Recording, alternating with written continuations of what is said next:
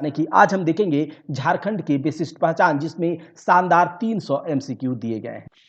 तो स्टार्ट करते हैं एमसीक्यू। देखिए ध्यान से सुनिएगा कि 2011 की जनगणना के अनुसार, जब अभी तक तो 2011 वाली ही जनगणना हमसे पूछी जाएगी, क्योंकि जो अगला जनगणना होने वाला था 2021 में कोरोना के कारण नहीं हुआ। तो अब जब नया जनगणना होगा तो उसके जो भी फैक्ट, उसके जो भी इंफॉर्मेशन आएंगे, डाटा आएगा, तो उसको बाद में डिस्कस करा जाएगा। लेकिन अभी जो भी एग्जाम्स होंगे आपसे 2011 के जनगणना के डाटा ही पूछेंगे। तो 2011 की जनगणना के अनुसार झारखंड में 2011 की जनगणना के अनुसार झारखंड में जनजातीय समूह की जनसंख्या का प्रतिशत कितना है। तो अगर यहाँ पर थोड़ा सा इसके थिकनेस को कम कर लेते हैं, तो यहाँ पर क्या है, इसका जो प्रतिशत है जनजातीय समूह का, वो कितना है, 26% है। कितना, 26%। झारखंड में कितनी आदिम जनजाति चिन्हित है? तो याद रखिएगा, झारखंड में 9 आदिम जनजातियों को चिन्हित किया गया है। झारखंड में 9 आदिम जनजातियों को चिन्हित किया गया है। निम्न में से कौन सी एक आदिम जनजाति नहीं है? तो बिरहोर, हिल खड़िया, सबर। बिरहोर, हिल खड़िया और सबर तीनों आदिम जनजाति है, लेकिन चीक बड़ा एक आदिम जनजाति नहीं है। निम्न में से कौन सी एक आदिम जनजाति है? ठीक है, ऊपर में था कि कौन सी आदिम जनजाति नहीं है, अब पूछा जा रहा है कि कौन सी एक आदिम जनजाति है। तो परहिया आदिम जनजाति है, बाकी महली तथा लोहरा और करमाली ये सब आदिम जनजाति के अंतर्गत नहीं आती है। तो हमें अभी तक कितने, 4 आदिम जनजातियों के बारे में देख लिया। बिरहोर, हिलखड़िया, सबर और परहिया जो है 4 आदिम जनजाति, जिसमें कि हम जानते हैं 9 आदिम जनजातियों को चिन्हित किया गया, जिसमें 4 का नाम आप याद रखिएगा, बिरहोर, हिलखड़िया, सबर और परहिया। 2011 की जनगणना के अनुसार झारखंड का भारत में जनजातीय दृष्टि से कौन सा स्थान है? तो याद रखिएगा, चौथा स्थान है। कितना, चौथा। 2011 की जनगणना के अनुसार झारखंड का भारत में जनजातीय दृष्टि से चौथा स्थान है। झारखंड में जनजातीय समूह की खेती को किस नाम से जाना जाता है? तो झारखंड में जनजातीय समूह की खेती को कुरवा के नाम से जाना जाता है। झारखंड में जनजातीय समूह की खेती को कुरवा के नाम से जाना जाता है। निम्नलिखित में से किस जनजाति को शिल्प में महारत हासिल है? तो महली जनजाति को शिल्प में महारत हासिल है, याद रखिएगा। किस जनजाति के द्वारा कपड़ा बुना जाता है? तो चीक बड़ाई जनजाति के द्वारा कपड़ा बुना जाता है। तो याद रखिएगा, चीक बड़ाई जनजाति के द्वारा कपड़ा बुना जाता है। 9 नंबर, जनसंख्या की दृष्टि से झारखंड की सबसे बड़ी जनजाति कौन सी है? तो जनसंख्या की दृष्टि से झारखंड की सबसे बड़ी जनजाति जो है वो आपका संथाल है। याद रखिएगा, जनसंख्या की दृष्टि से झारखंड की सबसे बड़ी जनजाति संथाल जनजाति है। ओलचिकी किस जनजाति की लिपि को मानी जाती है? ओलचिकी जो है वो एक लिपि है। तो बताइए कौन सी जनजाति की लिपि है? तो संथाल जनजाति की लिपि को ओलचिकी लिपि कहा जाता है, याद रखिएगा। संथाल जनजाति की लिपि को ओलचिकी लिपि कहा जाता है, याद रखिएगा। निम्न में से कौन संथाल जनजाति के सर्वोच्च देवता है? संथाल जनजाति के सर्वोच्च देवता मरांग बुरु को कहा जाता है। संथाल जनजाति के सर्वोच्च देवता को मरांग बुरु कहा जाता है। आगे देखते हैं कि संथाल जनजाति में सबसे प्रचलित विवाह कौन सा है? संथाल जनजाति में सबसे प्रचलित विवाह किरिंग बापला है। संथाल जनजाति में सबसे प्रचलित विवाह किरिंग बापला है। संथाल जनजाति में पोन किसे कहा जाता है? तो संथाल जनजाति में पोन वधु मूल्य को कहा जाता है। जो वधु यानी कि जो दुल्हन होती है उसको जो मूल्य दिया जाता है, तो वधु मूल्य को पोन कहा जाता है। संथाल जनजाति में वधु मूल्य को पोन कहा जाता है। संथाल जनजातीय शासन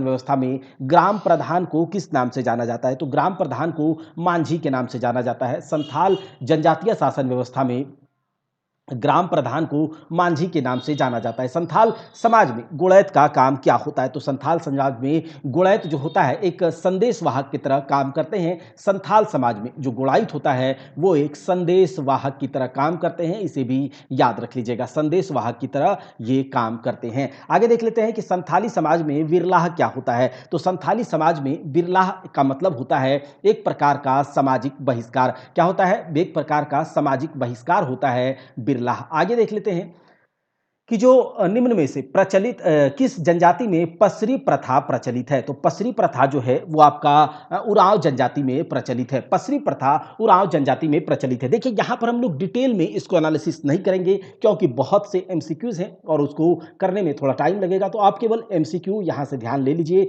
याद कर लीजिए। जब डिटेल में जनजातियों को पढ़ेंगे, जब झारखंड जीके को डिटेल में कर रहे हैं और करेंगे पूरा, तो वहाँ से सारा कुछ क्लियर हो जाएगा। तो देखिए निम्न में से किस जनजाति में पसरी प्रथा, तो याद रख लीजिए लीजिए बस कि जो उरांव जनजाति में पसरी प्रथा प्रचलित है। किसमें? उरांव जनजाति में पसरी प्रथा प्रचलित है। आगे देख लेते हैं कि जो उरांव समाज में युवा गृह को धूमकुड़िया के नाम से जाना जाता है। उरांव समाज में युवा गृह को धूमकुड़िया के नाम से जाना जाता है। लड़कियों की धूमकुड़िया को किस नाम से जाना जाता है? तो लड़कियों की धूमकुड़िया को पेल एरेपा के नाम से जाना जाता है। लड़कियों की धूमकुड़िया को पेल एरेपा के नाम से जाना जाता है। उरांव समाज में सिंगा बोंगा किस देवता के प्रतीक माने जाते हैं? तो उरांव समाज में सिंग बोंगा जो है वो सूर्य देवता के प्रतीक माने जाते हैं। उरांव समाज में सिंग बोंगा सूर्य देवता के प्रतीक माने जाते हैं। आगे देख लेते हैं कि जो उरांव समाज में सरना क्या होता है? तो आप लोग भली भांति से परिचित होंगे। सरना एक पूजा स्थल होता है, ठीक है। सरना एक पूजा स्थल होता है। उरांव समाज में आत्माओं के मिलन को किस नाम से जाना जाता है? तो उरांव समाज में आत्माओं के मिलन को कोहा बेंजा, याद रखिएगा, उरांव समाज में आत्माओं के मिलन को कोहा बेंजा के नाम से जाना जाता है। देखिए पढ़ा पंचायत का गठन, पढ़ा पंचायत का गठन 12 गांवों को मिलाकर किया जाता है। पढ़ा पंचायत का गठन 12 गांवों को मिलाकर किया जाता है। पढ़ा पंचायत का गठन 12 गांवों को मिलाकर किया जाता है। प्रजातीय दृष्टि से मुंडा जनजाति को प्रोटो ऑस्ट्रेलॉइड समूह में रखा जाता है। प्रजातीय दृष्टि से मुंडा जनजाति को प्रोटो ऑस्ट्रेलॉइड समूह में रखा जाता है। मुंडा समाज अपनी भाषा को, मुंडा समाज अपनी भाषा को होड़ो जगर के नाम से जानते हैं। मुंडा समाज अपनी भाषा को होड़ो जगर के नाम से जानते हैं। आगे देखते हैं, मुंडा समाज पहाड़ देवता को बुरु बोंगा के नाम से जानते हैं। मुंडा समाज पहाड़ देवता को बुरु बोंगा के नाम से जानते हैं। देसावली, मुंडा समाज में देसावली जो होता है वो मुंडा समाज में ग्राम देवी को कहा जाता है। मुंडा समाज में देसावली ग्राम देवी को कहा जाता है। आगे देख लेते हैं, अनोम्बा जो है एक मुंडा जनजाति का त्यौहार है। अनोम्बा मुंडा जनजाति का एक त्यौहार है, याद रखिएगा, अनोम्बा मुंडा जनजाति का एक त्यौहार है। वहीं पर बात कर लेते हैं कि जो बा त्यौहार है, एक बा त्यौहार होता है उसको फूलों का त्यौहार कहा जाता है। बा त्यौहार को फूलों का त्यौहार कहा जाता है। आगे देखते हैं कि जो पाहन होता है मुंडा समाज का धार्मिक प्रधान होता है। पाहन मुंडा समाज का धार्मिक प्रधान होता है। पाहन, पाहन को मुंडा समाज का धार्मिक प्रधान कहा जाता है। इसे आप लोग याद रख लीजिए। मुंडा समाज में मानकी का काम होता है विवादों का निपटारा करवाना। मुंडा समाज में मानकी का काम होता है विवादों का निपटारा करवाना। मुंडा समाज में मानकी का काम क्या होता है? विवादों का निपटारा करवाना। आगे देखिए, जनसंख्या की दृष्टि से झारखंड की चौथी, जनसंख्या की दृष्टि से झारखंड की चौथी सबसे बड़ी जनजाति हो है। अच्छा, सबसे पहला जनसंख्या की दृष्टि से झारखंड की सबसे बड़ी जनजाति कौन सी है? तो संथाल, अभी हमने देखा था। और चौथी सबसे बड़ी जनजाति तो हो है। आगे देख लेते हैं कि जो बारड़ चीती है, ठीक है, बारड़ चीती हो जनजाति की लिपि को कहा जाता है। हो जनजाति की लिपि को बारड़ चीती कहा जाता है। आगे देखिए, इली, इली जो है वह हो जनजाति का एक प्रचलित पेय पदार्थ है, पीने वाला पदार्थ है। इली हो जनजाति का एक प्रचलित पेय पदार्थ है। हो जनजाति का एक प्रचलित पेय पदार्थ है। देखिए निम्न में से कौन सा एक हो समाज में प्रचलित, तो हो समाज का एक प्रचलित विवाह का प्रकार है अपोरतिपी। ओपोरतिपी हो समाज का एक प्रचलित विवाह का प्रकार है। आगे देखते हैं कि जो हो जनजातीय समाज में वधु मूल्य को, हो जनजातीय समाज में वधु मूल्य को गोनोंग के नाम से जाना जाता है। हो जनजातीय समाज में वधु मूल्य को गोनोंग के नाम से जाना जाता है। निम्नलिखित में से कोलोब जो है, ठीक है, कोलोब एक हो जनजाति का त्यौहार है। कोलोब के बारे में अगर आपसे पूछा जाएगा तो यह एक हो जनजाति का त्यौहार है। हो जनजाति का त्यौहार है। देखिए ओटी बोड़ोम, ओटी बोड़ोम को हो समुदाय का पृथ्वी देवता के रूप में पूजते हैं। याद रखिएगा, हो समाज जो है, हो जनजातियां जो है वो ओटी बोड़ोम को पृथ्वी देवता के रूप में पूजते हैं। ओटी बोड़ोम को पृथ्वी देवता के रूप में पूजते हैं। आगे देखते हैं, ठीक है। अब देखिए लिखा हुआ है कि निम्न में से कौन सा एक खड़िया जनजाति का वर्ग नहीं है। तो खड़िया जनजाति का जो वर्ग नहीं है, देखिए पहाड़ी खड़िया खड़िया जनजाति का वर्ग है, दूध खड़िया खड़िया जनजाति का वर्ग है, ढेलकी खड़िया खड़िया जनजाति का वर्ग है। लेकिन क्या हेम्ब्रम खड़िया खड़िया जनजाति का वर्ग है? तो जी नहीं है, जो हेम्ब्रम खड़िया है वो खड़िया जनजाति का वर्ग नहीं है। तो याद रख लीजिएगा, कभी आपसे पूछ लिया जा सकता है, बताइए पहाड़ी खड़िया खड़िया जनजाति का वर्ग है या नहीं? तो पहाड़ी खड़िया है, ठीक है, दूध खड़िया है, ढेलकी खड़िया है और हेम्ब्रम खड़िया नहीं है। झारखंड की जो खड़िया जनजाति के द्वारा लूट लाओ और कूट खाओ वाली जिंदगी बसर की जाती है। तो याद रखिएगा, खड़िया जनजाति के द्वारा, झारखंड की जो खड़िया जनजाति है उसके द्वारा कौन सी जिंदगी बसर की जाती है? लूट लाओ कूट खाओ। याद रखिएगा, लूट लाओ कूट खाओ। आगे देखिए कि ओलोलदाय, ओलोलदाय खड़िया समाज में प्रचलित एक क्या है? ओलोलदाय जो खड़िया समाज में प्रचलित एक विवाह है। ओलोलदाय खड़िया समाज में एक प्रचलित विवाह है, याद रख लीजिएगा।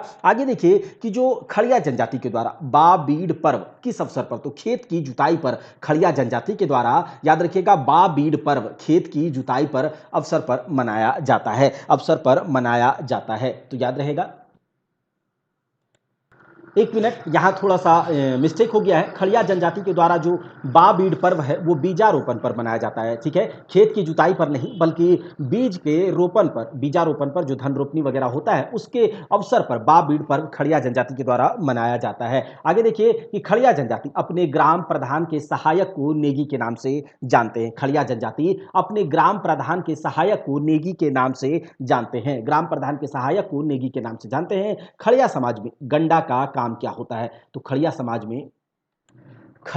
में गंडा का काम क्या होता है? तो याद रखिएगा, खड़िया समाज में गंडा का काम संदेशवाहक के रूप में होता है, संदेशवाहक के रूप में होता है। झारखंड में भूमिज जनजाति का हिंदू संस्करण कहा जाता है। झारखंड में भूमिज जनजाति का हिंदू संस्करण कहा जाता है, ये भी याद रख लीजिएगा। वहीं पर बात कर लेते हैं कि जो भूमिज जनजाति को धनबाद में सरदार के नाम से जाना जाता है। धनबाद में भूमिज जनजाति को सरदार के नाम से जाना जाता है, ठीक है, भूमिज जनजाति को धनबाद में सरदार के नाम से जाना जाता है। अब देखिए, निम्नलिखित में से किस जनजाति का उल्लेख ऋग्वेद, उपनिषद आदि ग्रंथों में मिलता है? तो किस जनजाति का उल्लेख ऋग्वेद, उपनिषद तथा आदि ग्रंथों इत्यादि ग्रंथों में मिलता है? तो ये जनजाति कौन सी है? यहाँ पर जो असुर जनजाति है, असुर जनजाति का उल्लेख आपको ऋग्वेद, उपनिषद ये सब में मिलता है, असुर जनजाति का उल्लेख। आगे देखिए, झारखंड में असुर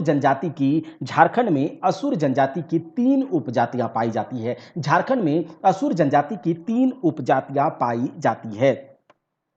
असुर जनजाति सुबह के भोजन को लोलो घोटो जोमकू, असुर जनजाति जो है वो सुबह के भोजन को लोलो घोटो जोमकू के नाम से जानते हैं। असुर जनजाति का पारंपरिक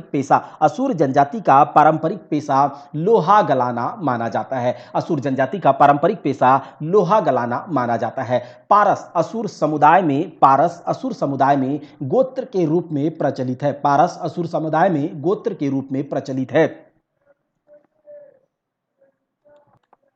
यहां पर असुर समुदाय में चामबंदी संस्कार प्रचलित है। याद रखिएगा, चामबंदी संस्कार किस समुदाय में प्रचलित है? अगर पूछा जाएगा तो याद बस रख लीजिएगा आप, असुर समुदाय में प्रचलित है। असुर जनजाति में पुजारी को क्या कहा जाता है? तो असुर जनजाति में पुजारी को बैगा कहा जाता है। असुर जनजाति में पुजारी को बैगा कहा जाता है। बैगा मतलब पुजारी। कहा किसमें? असुर जनजाति में। किस जनजाति को धुम्मक समूह के, तो बंजारा जनजाति को धुम्मक समूह के रूप में जाना जाता है। बंजारा जनजाति को धुम्मक समूह के रूप में जाना जाता है। बंजारा समुदाय अपनी भाषा को लंबाड़ी कहते हैं। बंजारा समुदाय अपनी भाषा को लंबाड़ी कहते हैं। जो बंजारा समूह का, इनमें से कौन सा एक बंजारा समूह का नहीं है? तो उर्वा क्या बंजारा समूह का है? ठीक है। पवार क्या बंजारा समूह का है? क्या चौहान बंजारा समूह का है? तो जी नहीं, इनमें से कोई भी बंजारा समूह का नहीं है। तो ये क्या हो जाएगा? इसका सही जवाब हो जाएगा डी। इसका सही जवाब क्या हो जाएगा? डी हो जाएगा, ठीक है, इसमें आप कंफ्यूज नहीं होइएगा। आगे देखिए, बंजारा समुदाय में क्या बोलते हैं कि बधु मूल्य को क्या कहा जाता है? बंजारा समुदाय में बधु मूल्य को हरजी के नाम से जाना जाता है। बंजारा समुदाय में बधु मूल्य को हरजी के नाम से जाना जाता है। बंजारा समाज में विधवा विवाह प्रचलित है, इसे किस नाम से जाना जाता है? तो बंजारा समुदाय में विधवा विवाह प्रचलित है और इसे आप यहां पर इसे नियोग के नाम से जाना जाता है। बंजारा समुदाय में जो विधवा विवाह किया जाता है या वो उसे किस नाम से जाना जाता है? तो नियोग के नाम से जाना जाता है। नियोग के नाम से। किस जनजाति के द्वारा आल्हा उदल को वीर पुरुष के रूप में माना जाता है? तो याद रखिएगा, बंजारा जनजाति के द्वारा आल्हा उदल को वीर पुरुष के रूप में जाना जाता है। आल्हा उदल को बंजारा समुदाय के द्वारा वीर पुरुष के रूप में जाना जाता है। झारखंड की बथुड़ी जनजाति अपना संबंध क्षत्रियों से जोड़ती है। झारखंड की बथुड़ी जनजाति, झारखंड की बथुड़ी जनजाति अपना संबंध जो है वो क्षत्रियों से जोड़ती है। ठीक है, अपना संबंध क्षत्रियों से जोड़ती है। अच्छा, कहंगू बथुड़ी जनजाति का एक वाद्य यंत्र है, एक म्यूजिकल इंस्ट्रूमेंट है। याद रखिएगा, कहंगू जो है वो बथुड़ी जनजाति का एक वाद्य यंत्र है। कहंगू बथुड़ी जनजाति का एक वाद्य यंत्र है। अच्छा, निम्न में से या फिर ये कहें सरोल एक बथुड़ी जनजाति का पर्व है। सरोल जो है एक बथुड़ी जनजाति का पर्व है। सरोल बथुड़ी जनजाति का एक पर्व है। आगे देख लेते हैं कि जो किस जनजाति में वर्ग व्यवस्था पाई जाती है। तो याद रखिएगा कि वेदिया जनजाति में वर्ग व्यवस्था पाई जाती है। वेदिया जनजाति में वर्ग व्यवस्था पाई जाती है। देखिए, वेदिया जनजाति का संबंध जो है, वेदिया जनजाति का संबंध प्रोटो ऑस्ट्रेलॉइड से है। वेदिया जनजाति का संबंध प्रोटो ऑस्ट्रेलॉइड से है। वेदिया जनजाति का संबंध प्रोटो ऑस्ट्रेलॉइड से है। वेदिया जनजाति के पुरुषों के परंपरागत वस्त्र को करेया के नाम से जाना जाता है। वेदिया जनजाति के पुरुषों के परंपरागत वस्त्र को करेया के नाम से जाना जाता है। याद रख लीजिएगा, करेया के नाम से जाना जाता है। बेदिया समुदाय में विजातीय विवाह को, मतलब समजातीय विवाह नहीं, सजातीय विवाह नहीं, विजातीय विवाह को निषेध माना जाता है, जिसका प्रचलित नाम है ठुकुर ठेनी। क्या बेदिया समुदाय में विजातीय विवाह आप नहीं कर सकते, उसको मना किया गया है, उसको स्ट्रिक्टली प्रोहिबिटेड है। ठीक है, मतलब आप उस विवाह को नहीं कर सकते। अच्छा, इसका प्रचलित नाम क्या है? ठुकुर ठेनी। क्या है? ठुकुर ठेनी। अब देख लेते हैं करटाहा। करटाहा जो है विंध्या समुदाय में प्रचलित क्या है? करटाहा विंध्या समुदाय में, विंध्या समुदाय जो है, करटाहा एक गोत्र का नाम है और यह किस समुदाय में प्रचलित है? तो विंध्या समुदाय में। विंध्या समुदाय में विंध्या जनजाति के लोग वधु मूल्य के वो किस नाम से जानते हैं? तो विंध्या समुदाय में जनजाति में जो लोग हैं वधु मूल्य को डाली कटाही के नाम से जानते हैं। डाली कटाही के नाम से जानते हैं। अब हम लोग देख लेते हैं आगे। हाँ, निम्नलिखित में से किस जनजाति में हड़िया पीना वर्जित है? तो हड़िया पीना, विंध्या जनजाति के लोग हड़िया पीना वर्जित करके रखे हुए हैं। विंध्या जनजाति के धार्मिक कार्यों को बैगा संपन्न कराता है। विंध्या जनजाति के धार्मिक कार्यों को बैगा संपन्न कराता है। विंध्या जनजाति के धार्मिक कार्यों को बैगा संपन्न करवाता है। बिरजिया जनजाति के दिन के भोजन का क्या नाम है? तो बिरजिया जनजाति के दिन के भोजन का नाम कलवा है और हम लोग भी ऐसे आम बोलचाल में कलवा ही बोल लेते हैं। ठीक है, तो बिरजिया जनजाति के दिन के भोजन का नाम कलवा है। आगे देखिए कि जो बैगा है, बैगा बहु विवाह प्रचलित, निम्न में से किस जनजाति में बहु विवाह प्रचलित है? तो बहु विवाह बैगा जनजाति में प्रचलित है। बैगा जनजाति में बहु विवाह प्रचलित है, मतलब एक से ज्यादा विवाह आप कर सकते हैं, तो बैगा जनजाति में। आगे देखिए कि जो बिरहोर जनजाति की बस्ती को टंडा के नाम से जाना जाता है। बिरहोर जनजाति की बस्ती को टंडा के नाम से जाना जाता है। बिरहोर जनजाति के लोग छोटी छोटी झोपड़ियों में रहते हैं, जिन्हें कुरहर कहा जाता है। बिरहोर जनजाति के लोग छोटी छोटी झोपड़ियों में रहते हैं, जिसे कुरहर के नाम से जाना जाता है।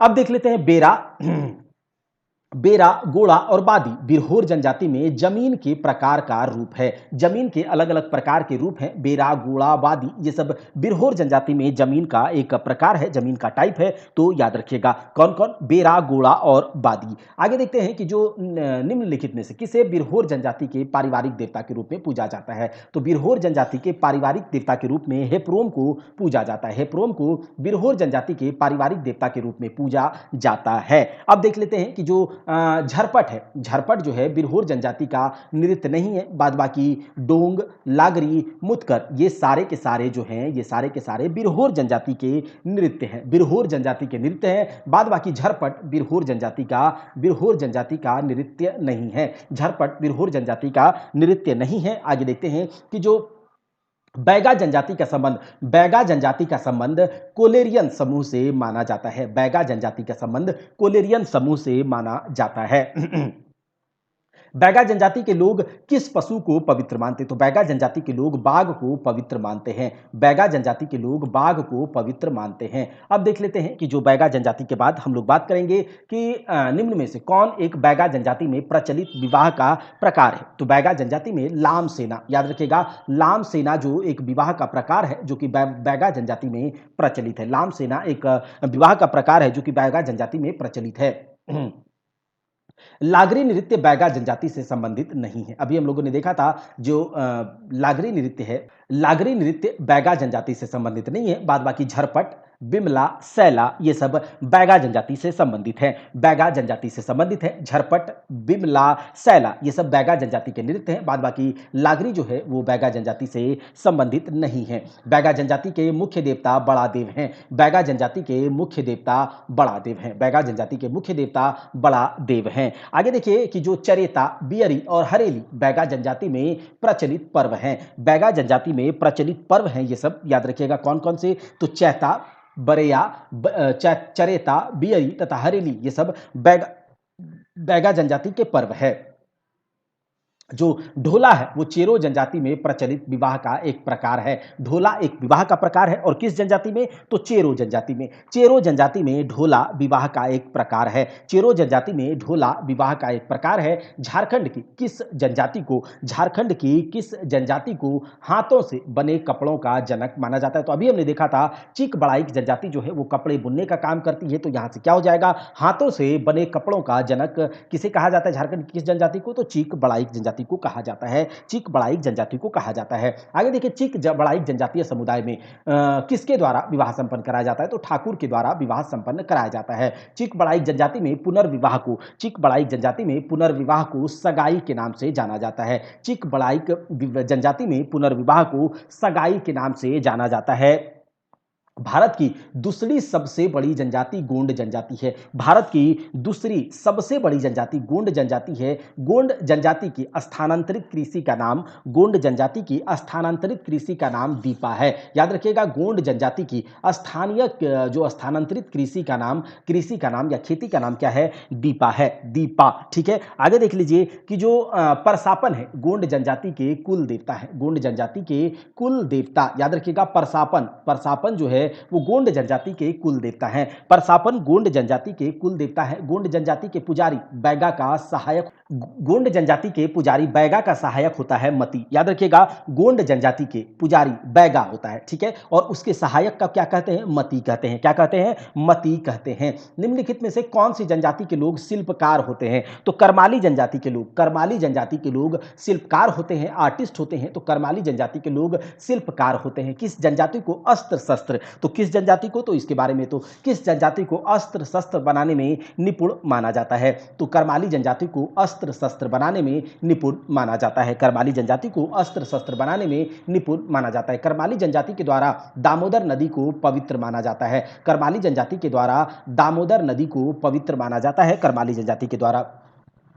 करमाली जनजाति का पवित्र स्थल क्या कहलाता है, देवूकरी। करमाली जनजाति का पवित्र स्थल देवूकरी कहलाता है, करमाली जनजाति का पवित्र स्थल देवूकरी कहलाता है। आगे देखिए हथुआ, हथुआ करमाली जनजाति में, हथुआ करमाली जनजाति में क्या है, तो हथुआ करमाली जनजाति में वधु मूल्य के रूप में प्रचलित है। हथुआ एक वधु मूल्य का नाम है और यह किस जनजाति में प्रचलित है, तो यह करमाली जनजाति में प्रचलित है, करमाली जनजाति में प्रचलित है। देखिए कंवर समुदाय को, कब, कंवर समुदाय को जो 2003 में अनुसूचित जनजाति की श्रेणी में शामिल किया गया था, यानी कि कंवर जनजाति, कंवर समुदाय जो है 2003 से पहले एसटी नहीं था, शेड्यूल्ड ट्राइब नहीं था, लेकिन कंवर जनजाति 2003 के बाद से शेड्यूल्ड ट्राइब की श्रेणी में शामिल हो गया। आगे देख लेते हैं कि जो कुटमैती प्रथा किस जनजाति में प्रचलित है, तो कुटमैती प्रथा कंवर जनजाति में प्रचलित है, जिसे 2003 में अनुसूचित जनजाति की श्रेणी में शामिल कर लिया गया। आगे देखिए निम्न में से क्या कंवर जनजाति के वधु मूल्य को कहा जाता है, तो कंवर जनजाति के वधु मूल्य को अभी हमने देखा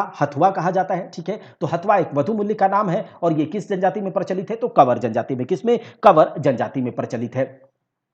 झारखंड के किस जनजाति को लड़ाकू जनजाति कहा जाता है, तो खरवार, झारखंड के खरवार जनजाति को लड़ाकू जनजाति को कहा जाता है।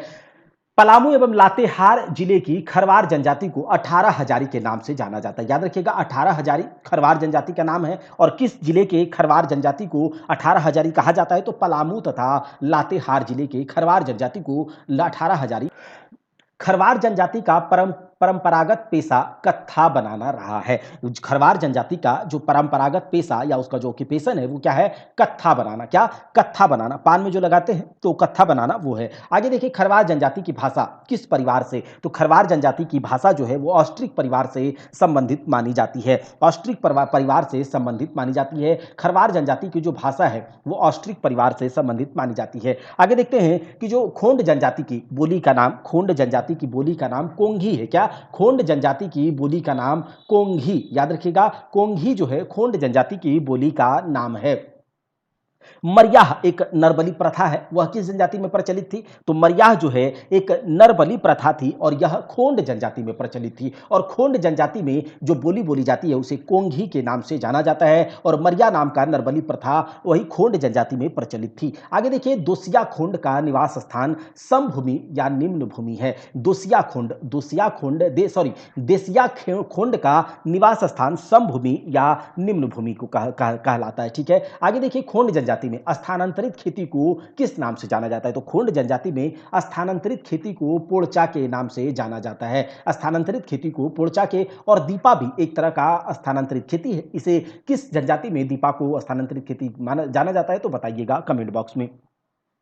झारखंड की किस जनजाति के द्वारा स्वयं को नगेसिया कहा जाता है? तो झारखंड के किसान जनजाति के द्वारा, याद रखिएगा झारखंड के किसान जनजाति के द्वारा स्वयं को नगेसिया कहा जाता है। नगेसिया कहा जाता है। किस जनजाति में चढ़हुआ विवाह प्रचलित है? चढ़हुआ जो है एक प्रकार का विवाह व्यवस्था है और यह किस जनजाति में प्रचलित है? तो किसान जनजाति में। किसान जनजाति में चढ़हुआ विवाह प्रचलित है। चढ़हुआ विवाह किसान जनजाति में प्रचलित है। किसान जनजाति में जब लड़की को अपने घर लाकर उसके विवाह को संपन्न कराया जाता है तो उसे कहा जाता है गुरुबा। क्या कहा जाता है? गुरुबा कहा जाता है। तो किसान जनजाति में चढ़हुआ विवाह प्रथा प्रचलित है, वहीं पर किसान जनजाति खुद को नगेसिया कहते हैं। और यहां पर हमने क्या देखा? किसान जनजाति में जब लड़की को अपने घर लाकर उसके विवाह को संपन्न कराया जाता है तो उसे गुरुबा कहा जाता है। गुरुबा कहा जाता है। देखिए बास्को कोल जनजाति में प्रचलित एक क्या है? कोल जनजाति में प्रचलित एक प्रकार का गोत्र होता है बास्को। ठीक है, तो बास्को जो है एक प्रकार का गोत्र है और यह किस जनजाति में प्रचलित है? तो यह प्रचलित है आपके गोत्र किसमें? कोल जनजाति में। किसमें? कोल जनजाति में प्रचलित है। कोल जनजाति में वधु मूल्य को पोटे कहा जाता है। कोल जनजाति में वधु मूल्य को पोटे कहा जाता है। कोल जनजाति में वधु मूल्य। झारखंड में कोरा जनजाति को डांगर भी कहा जाता है। झारखंड में कोरा जनजाति को डांगर भी कहा जाता है। याद रख लीजिएगा झारखंड में कोरा जनजाति को डांगर भी कहा जाता है। कोरा जनजाति का परंपरागत पेशा क्या है? तो कोरा जनजाति का परंपरागत पेशा मिट्टी काटना है। कोरा जनजाति का परंपरागत पेशा मिट्टी काटना है। कोरा जनजाति अपने गोत्र को गुष्टी के नाम से जानते हैं। कोरा जनजाति अपने गोत्र को गुष्टी के नाम से जानते हैं। कोरा जनजाति अपने गोत्र को गुष्टी के नाम से जानते हैं। नीचे गांवों में निवास करने वाले कोरबा जनजाति को क्या कहा जाता है? तो डिहारिया कोरबा कहा जाता है। निचले गांवों में निवास करने वाले कोरबा जनजाति को डिहारिया कोरबा कहा जाता है। डिहारिया कोरबा कहा जाता है। बियोड़ा कोरबा जनजाति में एक प्रकार का स्थानांतरित कृषि है। बियोड़ा जो है एक स्थानांतरित कृषि है और यह स्थानांतरित कृषि किस जनजाति में प्रचलित है? तो याद रख लीजिएगा यह स्थानांतरित कृषि कोरबा जनजाति में प्रचलित है। कोरबा जनजाति में प्रचलित है। आगे देखिए लोहरा जनजाति किस भाषा का प्रयोग करती है? लोहरा जनजाति सदानी भाषा का प्रयोग करती है। लोहरा जनजाति सदानी भाषा का प्रयोग करती है। लोहरा जनजाति। आगे देखते हैं कि जो मगहिया लोहरा जनजाति का प्रचलित क्या है? तो मगहिया लोहरा जनजाति का प्रचलित गोत्र है। मगहिया जो है लोहरा जनजाति का प्रचलित गोत्र है। झारखंड की किस जनजाति को? झारखंड की महली जनजाति को, याद रखिएगा झारखंड की महली जनजाति को बांस की कला में दक्ष एवं प्रवीण माना जाता है। झारखंड की महली जनजाति को बांस की कला में प्रवीण माना जाता है। आगे देखिए सुल्की महली का मुख्य कार्य माना जाता है। तो सुल्की महली का जो मुख्य कार्य है वह कृषि एवं मजदूरी करना है। सुल्की महली का मुख्य कार्य क्या है? कृषि तथा मजदूरी करना। कृषि तथा मजदूरी करना। निम्न में से किसे नागपुरी का विद्यापति कहा जाता है? नागपुरी का विद्यापति घासीराम को कहा जाता है। नागपुरी का विद्यापति घासीराम को कहा जाता है। सिल्ली क्षेत्र की किस जनजाति के द्वारा उतुर पूजा की जाती है? सिल्ली क्षेत्र के महली जनजाति के द्वारा उतुर पूजा करी जाती है। सिल्ली क्षेत्र के महली जनजाति के द्वारा उतुर पूजा की जाती है। निम्नलिखित में से कौन सा? तो निम्नलिखित में से पातर एक माल पहाड़िया जनजाति की भूमि का प्रकार नहीं है। देखिए यहां लिखा है निम्नलिखित में से कौन सा एक माल पहाड़िया जनजाति की भूमि का प्रकार नहीं है। घरबाड़ी माल पहाड़िया की भूमि का प्रकार है। सेम माल पहाड़िया जनजाति की भूमि का एक प्रकार है। टिकुर माल पहाड़िया जनजाति की भूमि का एक प्रकार है। लेकिन पातर जो है वो माल पहाड़िया के जनजाति का भूमि का प्रकार नहीं है। ठीक है, तो याद रख लीजिएगा, पातर जो है वो माल पहाड़िया की भूमि का एक प्रकार नहीं है। किस जनजाति में वधु मूल्य के रूप में सुअर देने की प्रथा है? तो याद रखिएगा, किस जनजाति में? तो माल पहाड़िया जनजाति में वधु मूल्य के रूप में सुअर देने की प्रथा प्रचलित है। सुअर देने की प्रथा प्रचलित है। बीरू गोसाई को माल पहाड़िया जनजाति के धरती माई के रूप में पूजते हैं। बीरू गोसाई को माल पहाड़िया जनजाति धरती माई के रूप में पूजते हैं। झारखंड की सौरिया पहाड़ी जनजाति के द्वारा स्वयं को मलेर कहा जाता है। याद रखिएगा, झारखंड की सौरिया पहाड़ी जनजाति के द्वारा स्वयं को मलेर कहा जाता है। सौरिया पहाड़ी जनजाति के द्वारा स्वयं को मलेर कहा जाता है। आगे देखिए, सौरिया पहाड़िया की जो भाषा है, मालतो सौरिया पहाड़िया की भाषा है। मालतो सौरिया पहाड़िया की भाषा है। मालतो सौरिया पहाड़िया की भाषा है। सौरिया पहाड़िया जनजाति जो है वो किसके द्वारा विवाह संपन्न कराया जाता है? तो वेद सीढ़ू के द्वारा सौरिया जनजाति में विवाह को संपन्न कराया जाता है। सौरिया पहाड़िया जनजाति में विवाह संपन्न वेद सीढ़ू के द्वारा कराया जाता है। देखिए, सौरिया पहाड़ी समुदाय में कोड़वाह प्रचलित है। क्या? एक युवा गृह जो है, कोड़वाह एक युवा गृह है, और वह किस समुदाय में प्रचलित है? तो सौरिया पहाड़िया समुदाय में कोड़वाह जो है एक युवा गृह है जो कि प्रचलित है। सौरिया पहाड़िया बिल्प गोसाई को किस देवता के रूप में पूजती है? सौरिया पहाड़िया जो है बिल्प गोसाई को चांद देवता के रूप में पूजती है। आगे देखिए, निम्नलिखित में से किसके द्वारा सौरिया पहाड़िया जनजाति के धार्मिक कार्यों का संचालन किया जाता है? तो कांदो मांझी के द्वारा याद रखिएगा, कांदो मांझी के द्वारा सौरिया पहाड़िया जनजाति के धार्मिक कार्यों का संचालन किया जाता है। सौरिया पहाड़िया द्वारा सलियानी पूजा चैत्र माह में की जाती है। सौरिया पहाड़िया के द्वारा, याद रखिएगा, सौरिया पहाड़िया का सलियानी पूजा चैत्र माह में किया जाता है। सौरिया पहाड़िया का सलियानी पूजा चैत्र माह में किया जाता है। पहाड़िया जनजाति के लोग अपने झोपड़ी नुमा घर को क्या कहते हैं? तो झाला। याद रखिएगा, परहिया जनजाति के लोग अपने झोपड़ी नुमा घर को झाला कहते हैं। पहरिया जनजाति के लोग अपने झोपड़ी नुमा घर को झाला कहते हैं। झारखंड की परहिया जनजाति के यहाँ परिवार की गिनती, परहिया जनजाति के यहाँ परिवार की गिनती कुराला, जिसे कि चूल्हा कहा जाता है, उसके आधार पर की जाती है। झारखंड की एक ऐसी जनजाति है जिसका नाम है परहिया जनजाति। यहां पर परिवार की गिनती किसके आधार पर की जाती है? तो चूल्हे के आधार पर की जाती है, कुराला के आधार पर की जाती है। जितना परिवार उतना चूल्हा वो परहिया जनजाति में करी जाती है। परहिया जनजाति में डाली जो है एक वधु मूल्य के रूप में प्रचलित है। तो डाली एक प्रकार का वधु मूल्य है, वधु मूल्य का नाम है, और किस जनजाति में प्रचलित है? तो परहिया जनजाति में। याद रख लीजिएगा, परहिया जनजाति में डाली एक वधु मूल्य है।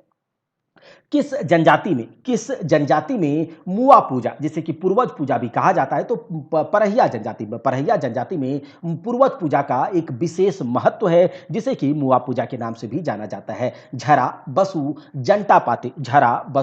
तथा जंटा पाते सबर जनजाति की उपजाति है। याद रखिएगा, सबर जनजाति की उपजातियां हैं झरा, बासु, जंटा पाते। देखिए, धरदी जवाएं जनजातीय समाज का क्या है? विवाह का एक प्रकार है। धरदी जवाएं जो है वह विवाह का एक प्रकार है। किस जनजाति में वर मूल्य की प्रथा प्रचलित है? तो किस जनजाति में वर मूल्य की प्रथा प्रचलित है? कोरबा जनजाति में वर मूल्य की प्रथा प्रचलित है। कोरबा जनजाति में। किस विवाह में उभय पक्षीय प्रेम होना जरूरी नहीं है? किस विवाह में उभय पक्षीय, दोनों तरफ से प्रेम होना जरूरी नहीं है? तो यह है आपका छठ विवाह। कौन सा? छठ विवाह जो है वो उभय पक्षीय प्रेम होना कोई जरूरी बात नहीं है। जो बिरहोर जनजाति है उसमें पलायन विवाह की प्रथा प्रचलित है। बिरहोर जनजाति में पलायन विवाह की प्रथा प्रचलित है। आगे देखिए, एक लड़के की शादी दूसरे परिवार के लड़की से और दूसरे परिवार की लड़की की शादी पहले परिवार के लड़की से संपन्न हो तो उस विवाह को क्या कहा जाता है? उस विवाह को कहा जाता है गोलट विवाह। क्या कहा जाता है? हम लोग भी कहते हैं कि गोल्टो कर लिया। जैसे कि दो परिवार है, दो परिवार में, एक परिवार में लड़का लड़की और इसमें भी लड़का लड़की, इस परिवार के लड़का का इस परिवार के लड़की से, इस परिवार के लड़की का इस परिवार के लड़के से, तो इस प्रकार से अगर शादी होता है तो इसे कहा जाता है गोलट विवाह। इसे क्या कहा जाता है? गोलट विवाह कहा जाता है। संथाल जनजाति जो है वो, संथाल जनजाति ठाकुर जी को विश्व विधाता मानती है। संथाल जनजाति ठाकुर जी को विश्व विधाता मानती है। इनमें से कौन संथाल जनजाति का मुख्य पर्व है? देखिए, संथाल जनजाति का मुख्य पर्व बाज है, सोहराई है, सकरात है, ये सारे के सारे संथाल जनजाति का मुख्य पर्व है। संथाल जनजाति का मुख्य पर्व है। उरांव जनजाति को स्थानीय भाषा में कोरख कहा जाता है। उरांव जनजाति को स्थानीय भाषा में कोरख कहा जाता है। उरांव जनजाति को स्थानीय भाषा में कोरख कहा जाता है। निम्नलिखित में से कौन सा कथन असत्य है, यानी कि कौन सा कथन झूठा है, इसे हम लोग देख करके बता रहे हैं। उरांव जनजाति के गांवों के प्रधान को पाहन या महतो कहा जाता है। बिल्कुल सही, उरांव जनजाति के गांव के प्रधान को पाहन या महतो कहा जाता है। उरांव जनजाति की पंचायत पंचोरा कहलाती है। बिल्कुल सही है, उरांव जनजाति की पंचायत पंचोरा कहलाती है। उरांव जनजाति के युवा गृहों को धूमकुड़िया के नाम से जानते हैं। बिल्कुल सही है। उरांव जनजाति की भाषा को उर्वी कहते हैं। ये सही नहीं है, ये सही नहीं है, बल्कि उरांव जनजाति की भाषा को भी उरांव भाषा ही कहा जाता है। कहीं कहीं इसे कुड़ुक के नाम से भी जाना जाता है। तो याद रखिएगा, उरांव जनजाति की भाषा को उरांव भाषा या फिर कुड़ुक भाषा कहा जाता है, लेकिन उरांव जनजाति की भाषा को उर्वी नहीं कहा जाता, इसीलिए ये गलत हो जाएगा, ये असत्य है। आगे देखिए, 149 नंबर का क्वेश्चन जो दिया गया है यहाँ पर, उरांव जनजाति धर्मा नाम के ईश्वर की आराधना करती है। उरांव जनजाति धर्मा नाम के ईश्वर की आराधना करती है। उरांव जनजाति धर्मा नाम के ईश्वर की आराधना करती है। अब यहाँ देखिए, निम्नलिखित में से कौन सा कथन असत्य है? तो मुंडा जनजाति अपने को हेरको कहती है। बिल्कुल सही है, मुंडा जनजाति अपने को हेरको कहती है। मुंडा जनजाति के युवा गृह को गति ओरा कहा जाता है। मुंडा जनजाति के युवा गृह को गति ओरा कहा जाता है। बिल्कुल सही। मुंडा जनजाति के पवित्र स्थल को सरना कहा जाता है। बिल्कुल सही। मुंडा जनजाति के पंचायत स्थल को क्या कहते हैं? पंचना कहते हैं? नहीं, मुंडा जनजाति के पंचायत स्थल को पंचना नहीं कहते हैं, ये गलत है। बल्कि मुंडा जनजाति के पंचायत स्थल को क्या कहा जाता है? तो याद रख लीजिएगा, मुंडा जनजाति के पंचायत स्थल को अखरा या फिर अखड़ा कहा जाता है। क्या कहा जाता है? अखरा या फिर अखड़ा कहा जाता है, लेकिन पंचना नहीं कहा जाता, इसीलिए यह गलत हो जाएगा। आगे देखिए, झारखंड की किस जनजाति के निवास स्थान को टाडा कहते हैं? तो झारखंड की बिरहोर जनजाति के निवास स्थान को टाडा कहा जाता है। झारखंड की बिरहोर जनजाति के निवास स्थान को टाडा कहा जाता है। निम्नलिखित में से कौन सी बिरहोर जनजाति का मुख्य विवाह पद्धति है? निम्नलिखित में से जो उद्रा तथा उद्री बापला, गोसो बाकला बापला, ये दोनों जो है ये आपका बिरहोर जनजाति की मुख्य विवाह पद्धति है। उद्रा, उद्री बापला, गोसो बाकला या फिर बापला, ये बिरहोर जनजाति के विवाह पद्धति है, मतलब दोनों है। बिरहोर जनजाति के लोग बोरा बोंगा को सृष्टि के निर्माणकर्ता मानते हैं। बिरहोर जनजाति के लोग बोरा बोंगा को सृष्टि के निर्माणकर्ता मानते हैं। सृष्टि के निर्माणकर्ता मानते हैं। निम्नलिखित में से कौन सी बिरहोर जनजाति की विशेषता नहीं है? ये लोग घुमक्कड़ किस्म के होते हैं, ये बिरहोर जनजाति की विशेषता है। इन लोगों में अनगिनत गोत्र होते हैं। बिल्कुल सही, इनकी विशेषता ये भी है, लेकिन ये लोग जीविकापार्जन के लिए खेती करते हैं। नहीं, ये लोग जीविकापार्जन के लिए खेती नहीं करते हैं। इस जनजाति में बाल विवाह का प्रचलन है। तो जी हाँ, इस जनजाति में बाल विवाह का प्रचलन है। आगे देखिए कि जो झारखंड के किस जिले में कोरबा जनजाति का मुख्य निवास स्थान है? तो झारखंड के पलामू जिले में कोरबा जनजाति का निवास स्थल है, मुख्य निवास स्थल है। आगे देखिए कि कौन सी कोरबा जनजाति का उपजाति नहीं है? कोरबा जनजाति का उपजाति पहाड़ी कोरबा है क्या? नहीं, ये कोरबा जनजाति का उपजाति नहीं है। देखिए, दिहारिया कोरबा जनजाति का उपजाति है? नहीं। पाहिया कोरबा जनजाति का उपजाति है? नहीं। तो इसका मतलब है उपयुक्त सभी कोरबा जनजाति की उपजाति नहीं है।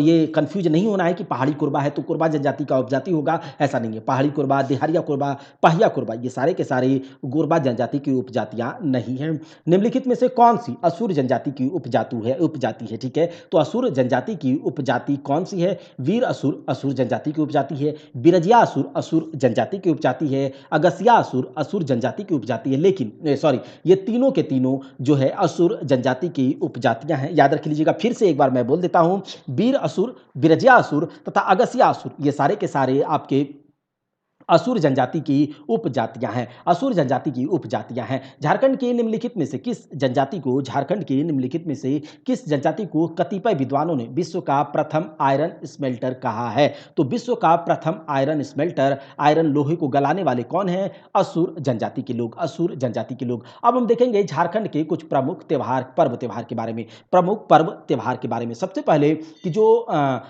मंडा पर्व है, मंडा पर्व को अक्षय तृतीया के दिन मंडा पर्व को मनाया जाता है। याद रखिएगा, मंडा पर्व को झारखंड में अक्षय तृतीया के दिन मनाया जाता है, अक्षय तृतीया के दिन मनाया जाता है। देखिए, कदलेटा पर्व, कदलेटा पर्व के संबंध में, कदलेटा पर्व के संबंध में यह मान्यता है कि इसे मनाने से फसलों में कोई रोग नहीं होता है। कदलेटा पर्व एक प्रकार का पर्व है जो कि जिसके मनाने से यह ऐसी मान्यता है कि इसमें कोई फसलों का आगे चल करके रोग नहीं होगा, तो कदलेटा पर्व मनाया जाता है। देखिए, निम्नलिखित में से कौन सा पर्व भाई बहन के पर्व के प्रेम को प्रदर्शित करता है? तो आप लोग इसके बारे में भली भांति परिचित होंगे, कर्मा पूजा। 7 प्रकार के अनाज से, 7 प्रकार के अनाज से तैयार प्रसाद किस पर्व के अवसर पर लोगों को दिया जाता है? तो ये सोहराय के अवसर पर दिया जाता है। 7 प्रकार के अनाज से तैयार किया गया प्रसाद जो है पखवा। ठीक है, आगे देखिए कि जो सोहराय पर्व किस माह में मनाया जाता है? तो आप लोग जानते होंगे इसे, सोहराय पर्व कार्तिक के महीने में मनाया जाता है और इस पर्व में 7 प्रकार के अनाज से तैयार किया गया प्रसाद पखवा दिया जाता है सोहराय पर्व के अवसर पर। सोहराय पर्व कार्तिक महीने में मनाया जाता है, सोहराय पर्व कार्तिक महीने में मनाया जाता है। वहीं पर जनी शिकार पर्व कितने वर्षों के अंतराल पर मनाया जाता है? तो जनी शिकार पर्व जो है वो 12 वर्ष के अंतराल पर मनाया जाता है, 12 वर्ष के अंतराल पर मनाया जाता है। बहुरा एक प्रकार का पर्व है, बहुरा को राज बहरलक के नाम से भी जाना जाता है।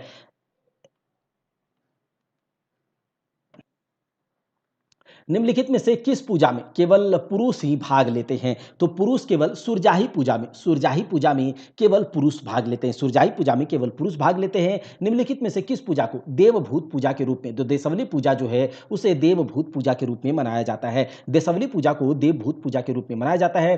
पाटो सरना खड़िया जनजाति से संबंधित पर्व है, पाटो सरना खड़िया जनजाति से संबंधित पर्व है पाटो सरना। अब देखिए, निम्नलिखित में से कौन सी पूजा मानव एवं पालतू पशुओं की रक्षा के लिए की जाती है? तो जाड़कोर पूजा जो है वो मानव तथा पालतू पशुओं की रक्षा के लिए की जाती है। आगे देखिए, सेंद्रा पर्व जो है उरांव जनजाति के द्वारा मनाया जाता है, सेंद्रा पर्व उरांव जनजाति के द्वारा मनाया जाता है सेंद्रा पर्व।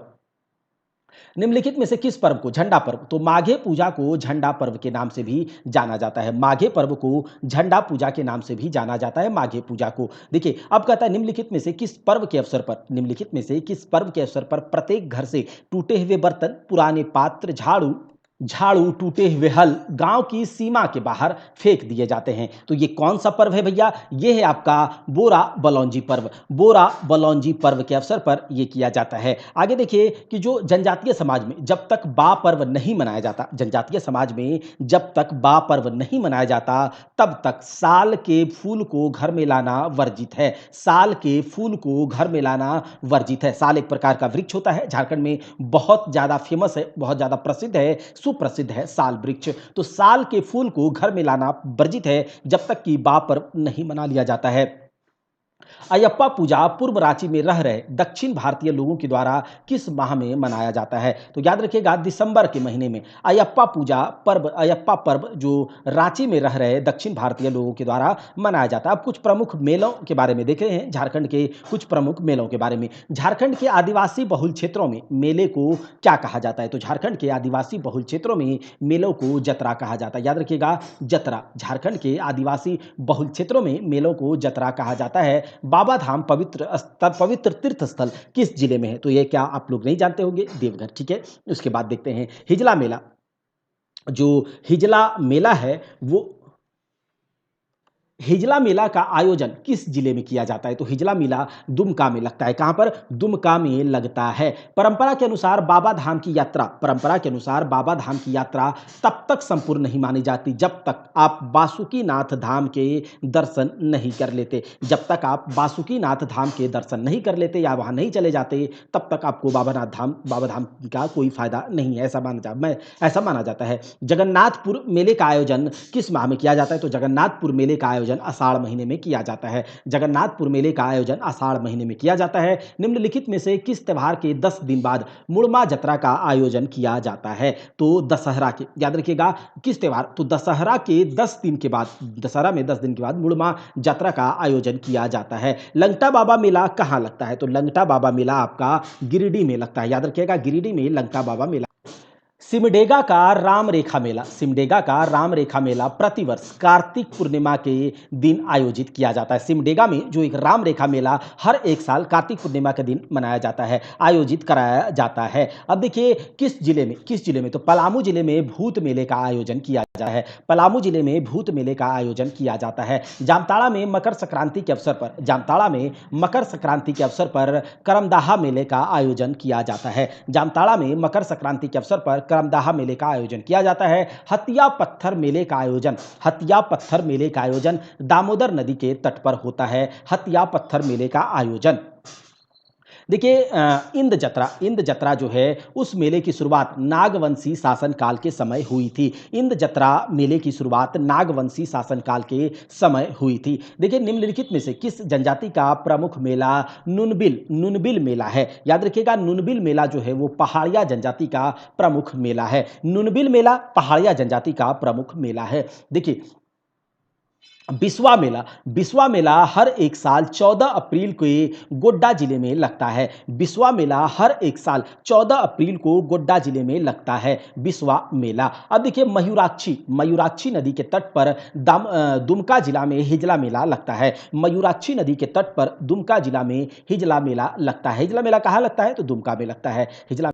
झारखंड में राज्यसभा की कितनी सीटें आवंटित हैं? तो झारखंड में बताइए आप कि राज्यसभा की कितनी सीटें आवंटित हैं? तो 6 सीटें आवंटित हैं झारखंड में राज्यसभा की।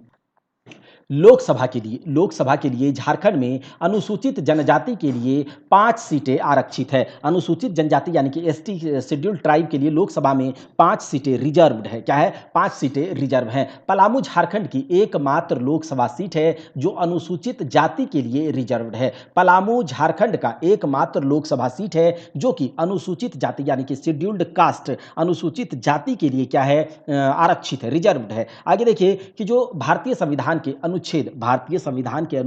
157 के में राज्यपाल के पद की योग्यताएं निर्धारित की गई है। झारखंड क्या बोलते हैं, भारतीय संविधान के अनुच्छेद 157 में राज्यपाल के पद के लिए योग्यताएं निर्धारित की गई हैं।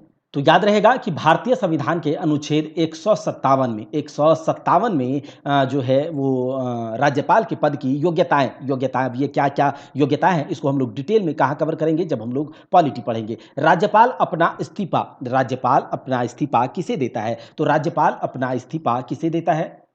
राज्यपाल अपना त्याग पत्र जो है, इस्तीफा जो है वो राष्ट्रपति को देता है। किसे? राष्ट्रपति को देता है। और यहाँ पर आप इसे जान सकते हैं कि संविधान के अनुच्छेद 156, संविधान के अनुच्छेद आर्टिकल 156(2) में के अधीन राज्यपाल राष्ट्रपति को संबोधित करके अपना हस्ताक्षर सहित लेख त्याग पत्र दे सकता है। तो याद रखिएगा राज्यपाल अपना इस्तीफा राष्ट्रपति को देता है संविधान के आर्टिकल 156(2) के अनुसार। संविधान के अनुच्छेद आगे देख लेते हैं कि संविधान के अनुच्छेद 164 के अनुसार, संविधान के अनुच्छेद 164 के अनुसार राज्यपाल मुख्यमंत्री की सलाह पर मंत्री परिषद के सदस्यों की नियुक्ति करता है। विधान परिषद के लिए राज्यपाल के द्वारा कितने सदस्यों की नियुक्ति की जाती है? विधान परिषद में राज्यपाल के द्वारा 1/6 सदस्यों की नियुक्ति की जाती है। निम्नलिखित में से किसे यह अधिकार है कि वह विधानसभा का सत्र बुलाए, सत्रावसान करे तथा या फिर उसे विघटित कर दे? तो राज्यपाल को, जैसा कि केंद्र में राष्ट्रपति को वैसे ही राज्य में राज्यपाल को। संविधान के अनुच्छेद 213 के तहत राज्यपाल अध्यादेश जारी करता है। याद रखिएगा, जैसे कि संविधान के अनुच्छेद 123 के अंतर्गत राष्ट्रपति अध्यादेश ऑर्डिनेंस पास करता है, उसी प्रकार संविधान के अनुच्छेद 213 के तहत राज्यपाल अध्यादेश जारी करता है। महालेखा परीक्षक अपनी रिपोर्ट किसे सौंपता है? तो महालेखा परीक्षक अपना रिपोर्ट जो है वो राज्यपाल को सौंपता है। राज्यपाल को संविधान के अनुच्छेद 356 के तहत राज्यपाल सिफारिश करता है किस चीज की? तो राष्ट्रपति शासन के लिए जो सिफारिश है वो आपका कौन करेगा? राज्यपाल करेगा। कौन करेगा? राज्यपाल करेगा। झारखंड के प्रथम राज्यपाल कौन थे? तो झारखंड के प्रथम राज्यपाल प्रभात कुमार थे। कौन? प्रभात कुमार थे झारखंड के पहले राज्यपाल। झारखंड की पहली महिला राज्यपाल, तो झारखंड की पहली महिला राज्यपाल आपकी द्रौपदी मुर्मू थी। द्रौपदी मुर्मू। झारखंड के किस राज्यपाल का जन्म स्थान पेशावर पाकिस्तान है? तो झारखंड के वेद प्रकाश मारवाह, याद रखिएगा, झारखंड के वेद प्रकाश मारवाह जो है वो उसका जन्मस्थान जो है आपका पेशावर पाकिस्तान है। आगे देखिए, झारखंड के किस राज्यपाल की आत्मकथा पगडंडी से शहर तक है? तो याद रखिएगा, झारखंड के सैयद अहमद जो कि राज्यपाल रह चुके हैं, उनकी आत्मकथा है पगडंडी से शहर तक। पगडंडी से शहर तक अब देखते हैं कि द्रौपदी मुर्मू मूल रूप से किस राज्य की है? तो द्रौपदी मुर्मू मूल रूप से उड़ीसा राज्य की है और अभी ये राज्यपाल यहाँ की नहीं है। किस संविधान संशोधन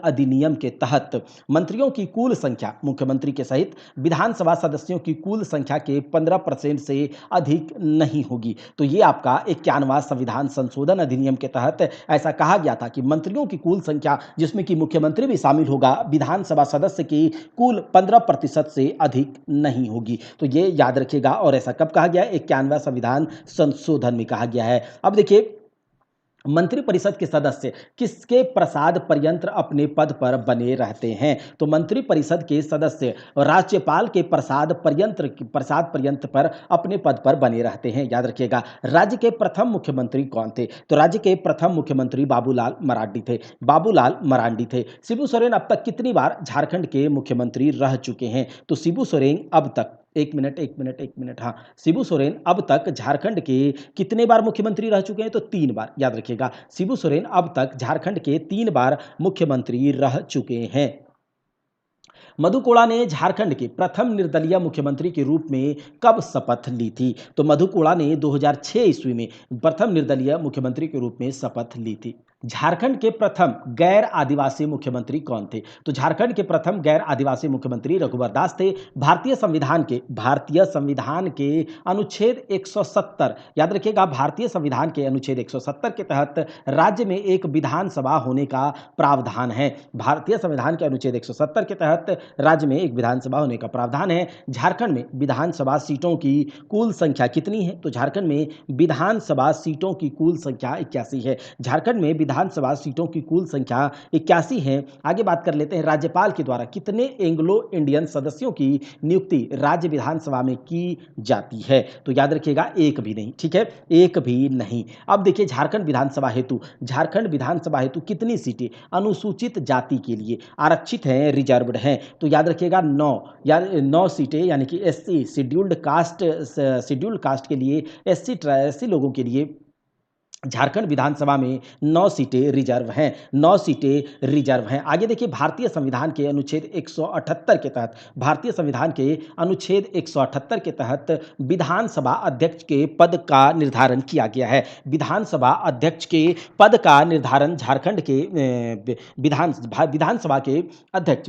अध्यक्ष के पद का निर्धारण भारतीय संविधान के अनुच्छेद 178 के तहत किया गया है। अब देखिए, निम्न में से किसके द्वारा यह तय किया जाता है कि कौन सा विधेयक धन विधेयक है या फिर नहीं? तो ये से विधानसभा अध्यक्ष के, जैसा कि लोकसभा में लोकसभा अध्यक्ष के द्वारा किया जाता है, वैसे ही विधानसभा में विधानसभा अध्यक्ष के द्वारा, इसमें कोई बात नहीं। धन विधेयक को विधान परिषद द्वारा कितने दिनों में पारित करना अनिवार्य होता है? देखिए, विधान परिषद और विधानसभा, हर एक राज्य में विधान परिषद नहीं होता है। ठीक है, जैसे कि अभी 6 राज्यों में विधान परिषद है, तो ये जैसे कि केंद्र में आपका राज्यसभा है, उसी प्रकार से राज्य में आपका विधान परिषद होता है, और राज्य में विधानसभा, उसी प्रकार से केंद्र में लोकसभा होता है। तो ये आप लोग जानते ही होंगे। तो देखिए, जो धन विधेयक है उसको विधान परिषद के द्वारा कितने दिनों में पारित करना अनिवार्य है, नहीं तो वह स्वतः पारित मान लिया जाता है। तो 14 दिनों के अंदर, जैसा कि लोकसभा राज्यसभा केंद्र स्तर पर वैसे ही राज्य स्तर पर भी। ठीक है, संविधान के अनुच्छेद 214 में प्रावधान है कि संविधान के तहत 214 में प्रावधान है कि राज्य में हाई कोर्ट होगा। जैसे कि 100 संविधान के अनुच्छेद 124 के तहत सुप्रीम कोर्ट की व्यवस्था है, उसी प्रकार से संविधान के अनुच्छेद 214 में हाई कोर्ट की, राज्य में एक हाई कोर्ट की व्यवस्था करी गई है, हाई कोर्ट की व्यवस्था करी गई है। राज्य के उच्च न्यायालय हाई कोर्ट के मुख्य न्यायाधीश की नियुक्ति कौन करता है? तो राष्ट्रपति करता है। याद रखिएगा, राज्य के हाई कोर्ट के मुख्य न्यायाधीश की नियुक्ति कौन करता है? मुख्य न्यायाधीश की यहां बात हो रही है, तो वो करता है आपका राष्ट्रपति।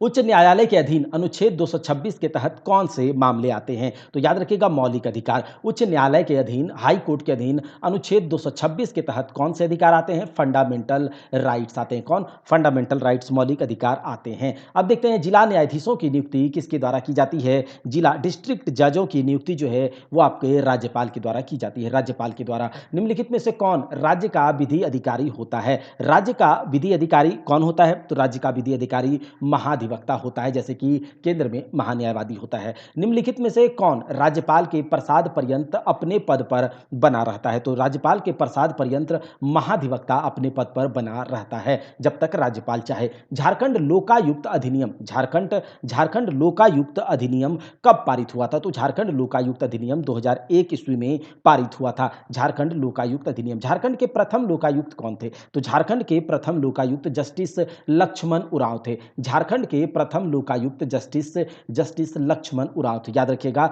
लक्ष्मण उरांव। झारखंड में अभी कितने जिले हैं? तो झारखंड में अभी आपके 24 जिले हैं। झारखंड में 24 जिले हैं। ठीक है, झारखंड में क्षेत्रीय प्रशासन को कितने भागों में बांटा गया है? तो झारखंड में क्षेत्रीय प्रशासन को 5 भागों में बांटा गया है। झारखंड में पंचायती राज अधिनियम कब पारित हुआ? तो झारखंड में पंचायती 2001 ईस्वी में पारित हुआ। झारखंड में पंचायती राज अधिनियम 2001 ईस्वी में पारित हुआ। झारखंड में पंचायती राज अधिनियम 2001 ईस्वी में पारित होता है। ठीक है, आगे देख लेते हैं कि देखिए, राज्य में प्रथम पंचायती चुनाव झारखंड पंचायती राज अधिनियम 2001 के आधार पर 2010 ईस्वी में हुआ था। कब हुआ था? 2010 ईस्वी में हुआ था। अब देखते हैं झारखंड में कितने प्रखंडों को अनुसूचित क्षेत्र घोषित किया है? तो झारखंड में 132 प्रखंडों को अनुसूचित क्षेत्र शेड्यूल्ड या घोषित किया गया है। झारखंड के पंचायती राज अधिनियम 2001 के तहत, झारखंड के पंचायती राज अधिनियम 2001 के तहत किसके द्वारा ग्राम रक्षा दल का गठन किया जाता है? तो ग्राम पंचायत के द्वारा ग्राम रक्षा दल का गठन किया जाता है। ग्राम रक्षा दल का गठन कौन करता है? ग्राम पंचायत करता है। निम्नलिखित में से कहाँ नगर निगम है? गुमला में क्या नगर निगम है? नहीं। चतरा में क्या नगर निगम है? नहीं। पलामू में नगर निगम है? नहीं। लेकिन चास में नगर निगम है। तो याद रखिएगा, चास में नगर निगम है। और भी है, लेकिन यहाँ पर ऑप्शंस के हिसाब से चास में है। आगे देखिए, झारखंड में एकमात्र छावनी बोर्ड किस जिले में स्थित है? तो झारखंड में रामगढ़ जिले में छावनी बोर्ड स्थित है। झारखंड में रामगढ़ छावनी बोर्ड जो है रामगढ़ जिले में स्थित है। आगे देखिए, निम्न में से कौन सा जिला उत्तरी छोटा नागपुर प्रमंडल का अंग नहीं है? तो देखिए, हमने आपको प्रमंडल बताया, हमने आपको जिला का लोकेशन बताया है, कौन सा जिला कहां है, किसकी स्थिति कैसी है, किसका पोजीशन कैसा है, बॉर्डर किसके साथ कितना बॉर्डर शेयर करता है। तो ये सारा कुछ झारखंड ज्योग्राफी के पहली क्लास में डिटेल में आपको कराया गया है। आप जरूर झारखंड ज्योग्राफी का क्लास को देखिए, उससे आपको बहुत समझ आएगी, जिससे आप आसानी से झारखंड सामान्य ज्ञान को समझ पाएंगे। पूरा झारखंड सामान्य ज्ञान बहुत अच्छे से करवा दिया जाएगा एग्जाम से पहले तक, लेकिन आप लोग जरूर उसको भी देखें, तभी आप समझ पाएंगे आसानी से सब चीजों को। निम्नलिखित में से कौन सा जिला उत्तरी छोटा नागपुर प्रमंडल का अंग नहीं है? तो उत्तरी छोटा नागपुर प्रमंडल का अंग क्या चतरा है? जी हां, उत्तरी छोटा नागपुर प्रमंडल का अंग चतरा है। ठीक है, लेकिन गिरिडीह है? हाँ, उत्तरी छोटा नागपुर प्रमंडल में पड़ता है गिरिडीह। धनबाद भी उत्तरी छोटा नागपुर प्रमंडल में पड़ता है, लेकिन खूंटी जो है उत्तरी छोटा नागपुर प्रमंडल में नहीं पड़ता है। याद रखिएगा, उत्तरी छोटा नागपुर प्रमंडल में खूंटी नहीं पड़ता है। तो कौन कौन से प्रमंडल हैं, कितने प्रमंडल हैं, कितने जिले हैं, सबके बारे में हमने बात किया हुआ है, आपको क्लासेस देखनी होंगी। आगे देखिए, झारखंड का 24वां जिला कौन बना था? तो झारखंड का 24वां जिला जो है वो रामगढ़ बना था। झारखंड का 24वां जिला आपका रामगढ़ बना था। देखिए, झारखंड के पहले विधानसभा अध्यक्ष इंदर सिंह नामदारी थे। झारखंड के पहले विधानसभा अध्यक्ष कौन थे? इंदर सिंह नामधारी थे झारखंड के पहले विधानसभा अध्यक्ष। देखिए, झारखंड में पहली बार राष्ट्रपति शासन 2009 में लागू हुआ था। झारखंड में पहली बार राष्ट्रपति शासन 2009 में लागू हुआ था। अप्रैल 2020 तक झारखंड में कितनी बार राष्ट्रपति शासन लग चुका है? तो देखिए झारखंड में अप्रैल 2020 तक 3 बार राष्ट्रपति शासन लग चुका है। रांची जिला किस प्रमंडल का अंग है? रांची जिला बताइए किस प्रमंडल का अंग है? तो आपको मैंने बताया है दक्षिणी छोटा नागपुर प्रमंडल का अंग है रांची जिला। आगे देखिए रांची से अलग करके खूंटी को एक नया जिला बनाया गया था। ये कब बनाया गया था भैया? तो ये बनाया गया था आपका 2007 ईस्वी में। कब? 2007 ईस्वी में रांची से खूंटी को अलग किया गया था। और अभी हमने देखा था कि उत्तरी छोटा नागपुर प्रमंडल में खूंटी नहीं पड़ता है, जबकि दक्षिणी छोटा नागपुर में पड़ता है। तो यहां से भी आपका क्लियर हो गया। देखिए राज्य गठन के बाद पहला जिला बना था। राज्य गठन के बाद पहला जिला आपका सिमडेगा बना था। राज्य गठन के बाद पहला जिला सिमडेगा बना था। कोल्हान प्रमंडल का मुख्यालय कहां है? कोल्हान प्रमंडल का मुख्यालय चाईबासा में है। ठीक है, कोई बहुत बड़ा इशू नहीं है। कोल्हान प्रमंडल का मुख्यालय चाईबासा में है। सिंहभूम जिले के 2 जिलों में कब विभाजित किया गया था? सिंहभूम जिले को पहले क्या था? पूर्वी सिंहभूम पश्चिमी सिंहभूम नहीं था, एक जिला था सिंहभूम जिला। अभी क्या है? पूर्वी सिंहभूम पश्चिमी सिंहभूम। लेकिन ये पूर्वी सिंहभूम पश्चिमी सिंहभूम कब किया गया? तो 1990 ईस्वी में। कब? 1990 ईस्वी में। झारखंड राज्य के अलग होने से पहले, झारखंड और बिहार जब एक साथ था, तभी सिंहभूम जिले को 2 पार्ट में बांट दिया गया था, पूर्वी सिंहभूम और पश्चिमी सिंहभूम में। अब देखिए सबसे पहला बात करते हैं, जमशेदपुर शहर किस प्रमंडल का भाग है? बताइए आप, जमशेदपुर शहर किस प्रमंडल का भाग है? तो ये आसानी से आप बता पाएंगे कि कोल्हान प्रमंडल में जमशेदपुर शहर पड़ता है। किसमें? कोल्हान प्रमंडल में जमशेदपुर शहर पड़ता है। पलामू जिले का मुख्यालय कहां है? पलामू जिले का मुख्यालय मेदिनीनगर में। याद रखिएगा, पलामू जिले का मुख्यालय कहां है? मेदिनीनगर में है। याद कीजिए फिर से, पलामू जिले का मुख्यालय मेदिनीनगर में है। झारखंड में ग्राम कचहरी किसके अधीन होती है? झारखंड में ग्राम कचहरी जो होती है वो ग्राम पंचायत के अधीन होती है। याद कीजिए, झारखंड में ग्राम कचहरी ग्राम पंचायत के अधीन होती है। संथाल परगना को प्रमंडल के रूप में कब सृजित किया गया था? तो संथाल परगना पहले प्रमंडल नहीं था, लेकिन प्रमंडल के रूप में इसे कब बनाया गया? तो याद रखिएगा 1983 में, 1983 में संथाल परगना प्रमंडल बनाया गया था, 1983 में। अब देख लेते हैं हम लोग कि संथाल परगना प्रमंडल का मुख्यालय कहाँ पर स्थित है। तो संथाल परगना प्रमंडल का मुख्यालय आपके दुमका में स्थित है। यहां पर कह रहा है, बताइए संथाल परगना प्रमंडल का कौन सा अंग नहीं है? गोड्डा संथाल परगना का है क्या? तो संथाल परगना का प्रमंडल का अंग कौन सा नहीं है? जामताड़ा है क्या?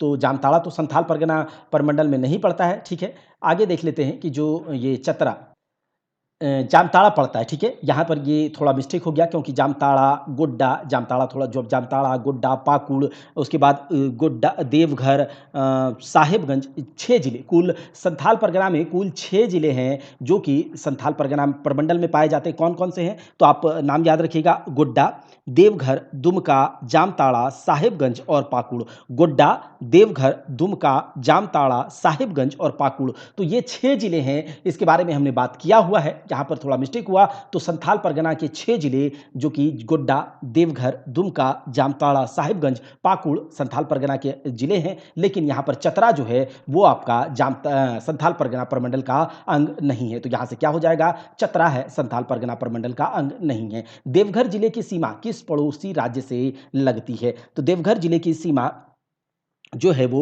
आपके बिहार राज्य से लगती है। किससे? बिहार राज्य से लगती है। झारखंड के प्रथम मुख्य सचिव कौन थे? तो झारखंड के प्रथम मुख्य सचिव बीएस दुबे थे। बीएस दुबे थे झारखंड के प्रथम मुख्य सचिव थे। झारखंड के प्रथम मुख्य सचिव। अब देखते हैं झारखंड के प्रथम मनोनीत विधानसभा सदस्य जोसेफ पेचेली गोल्स्टीने थे। जोसेफ पेचेली गोल्स्टीने थे झारखंड के प्रथम मनोनीत विधानसभा सदस्य। झारखंड की प्रथम महिला कैबिनेट मंत्री कौन थी? झारखंड की प्रथम महिला कैबिनेट मंत्री जोबा मांझी। जोबा मांझी। रांची में स्थापित झारखंड हाई कोर्ट भारत का कौन सा न्यायालय है? कौन सा न्यायालय? कितनावां नंबर का न्यायालय है? तो 21वां नंबर का न्यायालय है। याद रखिएगा, 21वां नंबर का न्यायालय। जेपीएससी के प्रथम अध्यक्ष कौन थे? जेपीएससी के प्रथम अध्यक्ष फटिक चंद्र हेम्ब्रम थे। जेपीएससी के प्रथम अध्यक्ष फटिक चंद्र हेम्ब्रम थे। आगे देख लेते हैं, झारखंड में अनुमंडल पदाधिकारी, झारखंड में अनुमंडल पदाधिकारी के निम्नलिखित में से कौन सी शक्ति प्राप्त है? तो झारखंड में अनुमंडल पदाधिकारी का विधि प्रशासन उसके हाथों में है। ठीक है, कानून वगैरह का, रेवेन्यू प्रशासन उसके हाथ में होता है, विकास प्रशासन उसके हाथ में होता है। तो उपयुक्त सभी सारे के सारे प्रशासन, सारे के सारे एडमिनिस्ट्रेटिव, चाहे वो लॉ से रिलेटेड हो, रेवेन्यू से रिलेटेड हो, डेवलपमेंट से रिलेटेड हो, अनुमंडल पदाधिकारी को प्राप्त है। तो याद रखिएगा, उपयुक्त सभी। आगे देख लेते हैं कि झारखंड में सर्किल अधिकारी जो सीओ है, सर्कल ऑफिसर ऑफिसर को निम्नलिखित में से कौन सा दायित्व प्राप्त नहीं है? तो कौन सा दायित्व प्राप्त नहीं है? तो देख लेते हैं इसमें भू राजस्व का दायित्व दिया गया है क्या सीईओ को? तो जी हाँ, दिया गया है। भू रिकॉर्ड का दिया गया है? जी हाँ, दिया गया है। सरकारी व अधिग्रहित भूमि का दायित्व दिया गया? तो जी हाँ, लेकिन जमीन को खरीदना व बेचना वो सीईओ के अंतर्गत में नहीं आता है, सर्कल ऑफिसर के अंतर्गत नहीं आता है। झारखंड में पंचायती राज व्यवस्था के सबसे निचले स्तर पर किसका गठन किया गया है? तो पंचायती राज व्यवस्था में सबसे नीचे स्तर पर किसका गठन किया गया है? ग्राम पंचायत का। किसका? ग्राम पंचायत का। झारखंड में पंचायती राज व्यवस्था के अंतर्गत मध्यवर्ती स्तर पर किसका गठन किया गया है? मध्यवर्ती स्तर पर पंचायत समिति है। मध्यवर्ती स्तर पर पंचायत समिति है। अब देख लेते हैं निम्नलिखित में से कौन सा कथन असत्य है। निम्नलिखित में से कौन सा कथन असत्य है? तो ग्राम सभा सबसे निचले स्तर पर सभी स्थानीय गतिविधियों का केंद्र बिंदु है। तो बिल्कुल सही है। ग्राम पंचायत का प्रमुख मुखिया होता है। बिल्कुल सही है। पंचायत क्या बोलते हैं कि जो पंचायत समिति के प्रमुख को प्रखंड प्रमुख कहते हैं। सही है। लेकिन समस्त पंचायती संस्थाओं का कार्यकाल 6 वर्षों का होता है? नहीं। ठीक है, आगे ये गलत है। अब देख लेते हैं झारखंड में प्रखंड स्तर पर सरकार के प्रतिनिधि के रूप में कौन होता है? तो झारखंड में प्रखंड स्तर पर सरकार के प्रतिनिधि के रूप में बीडीओ होता है, ब्लॉक डेवलपमेंट ऑफिसर, प्रखंड विकास अधिकारी। कौन? बीडीओ होता है। निम्नलिखित में से कौन सी झारखंड में नगरीय स्थानीय प्रशासन की इकाई नहीं है? तो नगरीय स्थानीय प्रशासन की इकाई नगर पालिका है, नगर विकास समिति है। ठीक है, तो ये सब तो है, लेकिन नगर निगम नहीं है। तो याद रखिएगा, झारखंड में नगरीय स्थान प्रशासन की इकाई जो है वो नगर निगम नहीं है। नगर निगम नहीं है। अब देख लेते हैं आगे। रांची क्षेत्रीय विकास प्राधिकरण आरआरडीए किस विभाग के अंतर्गत आता है? तो नगर विकास विभाग के अंतर्गत। रांची क्षेत्रीय विकास प्राधिकरण आरआरडीए जो है वो नगर विकास विभाग के अंतर्गत आता है। जिला तथा उसके मुख्यालय के संबंध में निम्नलिखित में से कौन सा युग्म सुमेलित नहीं है? तो इसे हम लोग देखेंगे। देखिए यहाँ पर पश्चिमी सिंहभूम का जो हाईकोर्ट है मुख्यालय वो चाईबासा है। हाँ है, अभी हमने देखा था कोल्हान प्रमंडल का मुख्यालय चाईबासा है, तो पश्चिमी सिंहभूम का भी चाईबासा होगा। पूर्वी सिंहभूम का क्या जमशेदपुर है? तो जी हाँ, पूर्वी सिंहभूम जिले का जो हेडक्वार्टर है वो कहाँ है, मुख्यालय कहाँ है? जमशेदपुर में है। याद रखिएगा, पूर्वी सिंहभूम जिले का हेडक्वार्टर कहाँ है? जमशेदपुर में है। पलामू का हेडक्वार्टर कहाँ है? डाल्टनगंज में है। इसमें ये जो बुक है मनीष रंजन सर की, तो इसमें क्वेश्चंस तो ठीक है, लेकिन कुछ कुछ ऑप्शंस का आंसर गलत दिया गया है। तो थोड़ा सा आप लोग जब ऑप्शन टिक करेंगे तो थोड़ा ये इस पर भी ध्यान देंगे। वैसे हम करेक्ट करके ही अब आपको बताएंगे। ठीक है, चलिए आगे देखते हैं। आर्थिक स्थिति की बात करेंगे अब यहाँ पर। तो झारखंड भारत के कुल क्षेत्रफल के 2.54% भाग पर अवस्थित है। कुल क्षेत्रफल के 2.54 पर अवस्थित है झारखंड भारत के। ठीक है, इसके बाद आगे देख लेते हैं कि जो 2011 की जनगणना के अनुसार झारखंड के कितने प्रतिशत आबादी ग्रामीण क्षेत्रों में निवास करती है? तो अगर आपने झारखंड एक वीडियो मैंने अपलोड किया था जिसमें कि झारखंड की जनगणना और भारत की जनगणना को कंपेयर करके बताया था, तो उसको आप लोग जरूर देखिएगा। उसके बाद आपको झारखंड की जनगणना चाहे भारत की जनगणना, जिससे कि क्वेश्चंस हर बार पूछे जाते हैं 2011 के डेटा से रिलेटेड, तो आप उसे देख लीजिएगा, तो आपके एक भी क्वेश्चंस गलत नहीं होंगे। तो आप उसे जरूर देख लीजिएगा। तो यहाँ देखिए, कहता है कि 2011 की जनगणना के अनुसार झारखंड का कितने प्रतिशत आबादी ग्रामीण क्षेत्रों में निवास करती है? तो याद रखिएगा 76% आबादी ग्रामीण क्षेत्रों में निवास करती है। झारखंड की दूसरी प्रमुख फसल कौन सी है? झारखंड की दूसरी प्रमुख फसल जो है वो आपका मक्का है। झारखंड में मक्के का सर्वाधिक उत्पादक जिला कौन सा है? तो झारखंड में मक्के का सर्वाधिक उत्पादक जिला दुमका है। झारखंड के किस जिले में चने का सर्वाधिक उत्पादन होता है? तो झारखंड के पलामू जिले में चने का सर्वाधिक उत्पादन होता है। जल संसाधन को देख लेते हैं थोड़ा सा। राज्य में सतही जल की उपलब्धता कितनी है? तो राज्य में सतही जल की उपलब्धता 2,56,570, यानी कि ये कह सकते हैं इतना लाख क्यूबिक सेंट घन मीटर है। ठीक है, ये आप देख सकते हैं। अब आगे देखते हैं कि राज्य में उपलब्ध सतह जल का कितना प्रतिशत उपयोग होता है? जो ग्राउंड वाटर है, राज्य में उपलब्ध जितने भी अवेलेबल ग्राउंड वाटर है उतने उसके कितने प्रतिशत का उपयोग होता है? तो उसके 23% का उपयोग होता है। राज्य में कुल शुद्ध बोया गया क्षेत्रफल का कितना प्रतिशत भाग सिंचित है? तो याद रखिएगा सिंचाई किया गया, कुल बोए गए क्षेत्रफल का कितना प्रतिशत भाग सिंचाई किया गया है? तो ये याद रखिएगा ये आपका है 12.1%। 12.1%। झारखंड में राज्य जल नीति कब लागू की गई थी? झारखंड में राज्य जल नीति 2015 को लागू की गई थी। प्रधानमंत्री सिंचाई योजना कब प्रारंभ की गई थी? तो प्रधानमंत्री सिंचाई योजना 2014 में प्रारंभ की गई थी। मानव संसाधन में अब देखेंगे ह्यूमन रिसोर्सेज में 2011 की जनगणना के आधार पर झारखंड की जनसंख्या का भारत में कौन सा स्थान है? तो 13वां। याद रखिएगा 13वां स्थान है जनसंख्या के आधार पर। राज्य का औसत जनसंख्या घनत्व कितना है? तो राज्य का मतलब हमारे झारखंड राज्य का औसत घनत्व कितना है? तो ये है आपका 414 व्यक्ति वर्ग प्रति वर्ग किलोमीटर। 414 व्यक्ति प्रति वर्ग किलोमीटर। राज्य का सर्वाधिक जन घनत्व वाला जिला एक बार आप देखिए तो राज्य का सर्वाधिक जन घनत्व वाला जिला धनबाद है। राज्य का सर्वाधिक जन घनत्व वाला जिला धनबाद है। निम्नलिखित में से सर्वाधिक आबादी वाला जिला कौन सा है? तो सर्वाधिक आबादी वाला जिला रांची है। सर्वाधिक आबादी वाला जिला रांची है। आगे देखिए राज्य की झारखंड की औसत साक्षरता दर कितने प्रतिशत है? तो झारखंड की औसत एवरेज साक्षरता दर जो है वो 66% है। राज्य की महिलाओं की औसत साक्षरता दर कितने प्रतिशत है? तो आपका वो 55% है। राज्य के किस जिले में सबसे कम साक्षरता दर है? तो राज्य के पाकुड़ जिले में सबसे कम साक्षरता दर है। राज्य के किस जिले में सर्वाधिक लिंगानुपात है? तो राज्य के पश्चिमी सिंहभूम में सर्वाधिक लिंगानुपात है। आगे देख लेते हैं झारखंड में 0 से 6 आयु वर्ष के लिंगानुपात कितना है? 0 से 6 वर्ष के आयु समूह का लिंगानुपात कितना है? तो याद रखिएगा वो आपका 948 है। कितना? 948 है। भारत की कुल आबादी की कितनी प्रतिशत जनसंख्या झारखंड में निवास करती है? तो भारत की कुल आबादी का 2.72% जनसंख्या जो है वो आपके झारखंड में निवास करती है। निम्न में से कौन सा झारखंड का सबसे साक्षर जिला है? तो झारखंड का सबसे साक्षर जिला रांची है। अब हम कुछ पर्यटन के बारे में देख लेते हैं। झारखंड में पर्यटन नीति कब लागू की गई थी? तो झारखंड में पर्यटन नीति 2008 को लागू की। जेटा किस विभाग से संबंधित है? पर्यटन विभाग से संबंधित है। निम्नलिखित में से जो गौतम बुद्ध अभयारण्य है, गौतम बुद्ध अभयारण्य ये आपका कोडरमा जिले में स्थित है। गौतम बुद्ध अभयारण्य कोडरमा जिला में स्थित है। झारखंड की विख्यात छोड़तला शीतलपुर और मलमलपुर की गुफाएं निम्नलिखित में से किस स्थान पर स्थित है? तो ये आपके पालकोट में स्थित है। किसमें? पालकोट में स्थित है। सुप्रसिद्ध जुबली पार्क तथा दलमा हिल निम्नलिखित में से किस जिले में स्थित है? तो आपके जमशेदपुर में स्थित है। किसमें? जमशेदपुर में स्थित है। निम्नलिखित में से क्या धनबाद जिले में स्थित है? तो देख लेते हैं हम लोग कि जो धनबाद जिले में मैथन डैम है, पलटन घाट है, तोपचाची झील या फिर डांगी पहाड़ है। तो ये वाला सवाल का जवाब आपको ऑप्शन में देना है कि धनबाद जिले में कौन सा स्थित नहीं है। ठीक है, धनबाद जिले में कौन सा स्थित नहीं है? मैथन डैम है क्या? जी हाँ, मैथन डैम है। तो हिंट के लिए ये है, तोपचाची झील है। तो ये आपको बताना है ऑप्शन में। ठीक है, अब कमेंट बॉक्स में आगे देखिए, देख लेते हैं हम लोग कि जो निम्नलिखित में से कौन सा पलामू जिले में स्थित पर्यटक स्थल नहीं है? पलामू जिले में स्थित पर्यटक स्थल चियांकी है क्या? तो इसे देख लेते हैं।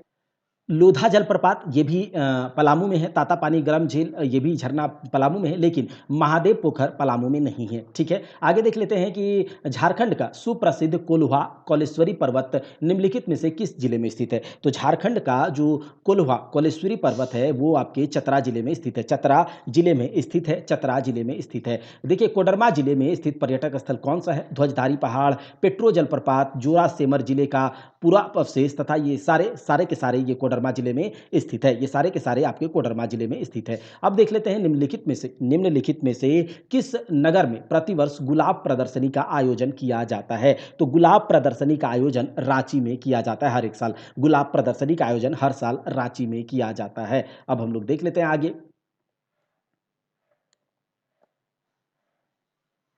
हाँ, निम्नलिखित में से कौन सा झारखंड का शिमला के नाम से विख्यात है? तो झारखंड के शिमला रांची को कहा जाता है। निम्नलिखित में से धनबाद जिले का कौन सा पर्यटन स्थल धनबाद जिले में नहीं है? ये बहुत इंटरेस्टिंग है कि जो धनबाद जिले का है लेकिन धनबाद जिले में नहीं है। तो उसे देख लीजिए, मसानजोर डैम। कौन सा? मसानजोर डैम। देखिए धनबाद जिले में नहीं है, तो आपको ये बताना है ऑप्शन में, मैथन डैम होगा या फिर तोपचाची झील होगा, डांगी पहाड़ होगा या मसानजोर। तो ये वाला एक सवाल और एक और मैंने ऊपर में दिया था, कमेंट बॉक्स में आपको जरूर बताना है इसके आंसर को। ठीक है, उसके बाद देखिए रांची स्थित मोहराबादी हिल को अब किस नाम से जाना जाता है? तो रांची स्थित मोहराबादी हिल को अब टैगोर हिल के नाम से जाना जाता है। तो ये पूरा हमने 300 MCQ को देखा है। इसी प्रकार से आपका पूरा मनीष रंजन सर की जो ऑब्जेक्टिव है उसे कवर करा दिया जाएगा। और इसके साथ ही साथ झारखंड जीके का जो थ्योरेटिकल क्लास है, इसके साथ ही साथ झारखंड जीके का थ्योरेटिकल क्लास को भी पूरा एग्जाम से पहले बहुत डिटेल में आपको अच्छे से समझा करके कॉन्सेप्ट, क्योंकि रटा करके कुछ भी यहाँ पर नहीं कराया जाता। पूरा झारखंड जीके और भी जो भी सब्जेक्ट है जैसे कंप्यूटर हो गया, जीके जीएस, सबका जो ऑब्जेक्टिव वगैरह सब कुछ डाल दिया जाएगा बस एग्जाम से पहले तक। तो आप लोग अपनी पढ़ाई में बिल्कुल लगे रहें और झारखंड इस वीडियो को और परीक्षा हॉल 247 को ज़्यादा से ज़्यादा दोस्तों में शेयर करें, क्योंकि इससे हमें मोटिवेशन मिलेगी, मनोबल मिलेगा और पूरा बुक को कवर कराने का और भी सारे वीडियो लाने का। तब तक के लिए आप अपनी पढ़ाई को करते रहें। जय हिंद।